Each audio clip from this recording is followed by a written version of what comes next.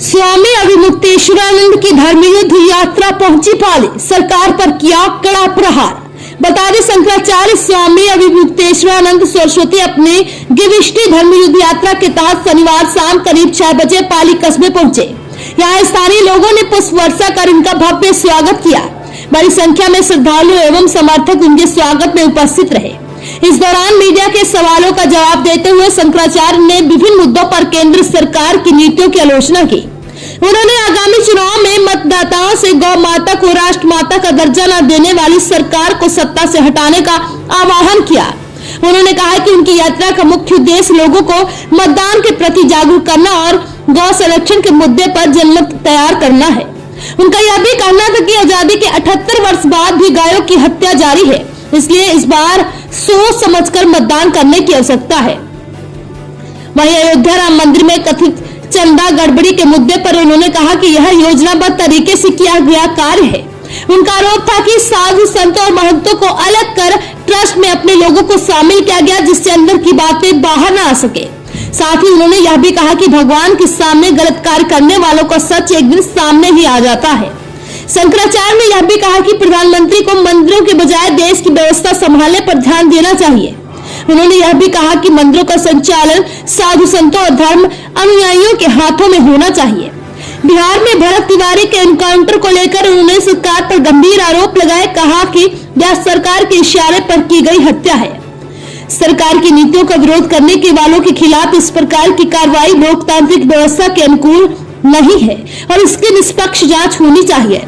यात्रा के अगले पड़ाव के लिए उनका काफिला देर शाम पाली से रवाना हो गया। इस दौरान सपा के पूर्व जिला उपाध्यक्ष रहमत अली मोनू, कांग्रेस जिला अध्यक्ष विक्रम पांडे, हरदोई नगर कांग्रेस कमेटी के अध्यक्ष अनुपम दीक्षित और नन्हे यादव आदि लोग प्रमुख रूप से उपस्थित रहे। सरकार ही तो समस्या का हल करती है। अगर ये सरकार नहीं करेगी तो अगली करेगी। इसी सरकार को कर देना चाहिए था। हमारी समस्या सरकार नहीं करती तो उसका भी विरोध करेंगे। हमारी समस्या का हल नहीं किया, इसीलिए तो हमको खड़े होना पड़ रहा है। अगर अगली सरकार आती है वो भी नहीं करती तो उसका विरोध करेंगे। थोड़े होता है कि हर बार हम जो है धोखा ही खाएंगे। अब खा चुके कि जब तक खाना था, अब आगे धोखा नहीं खाएंगे। हम एकदम सही आदमी को चुनेंगे इस बार। तो चंदा चोरी पे क्या कहना है आपका?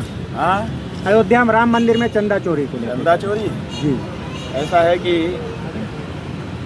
ये पहले से योजना बना करके किया गया काम है। ये कोई अचानक हुआ काम नहीं है जी। इसकी योजना बनाई गई थी।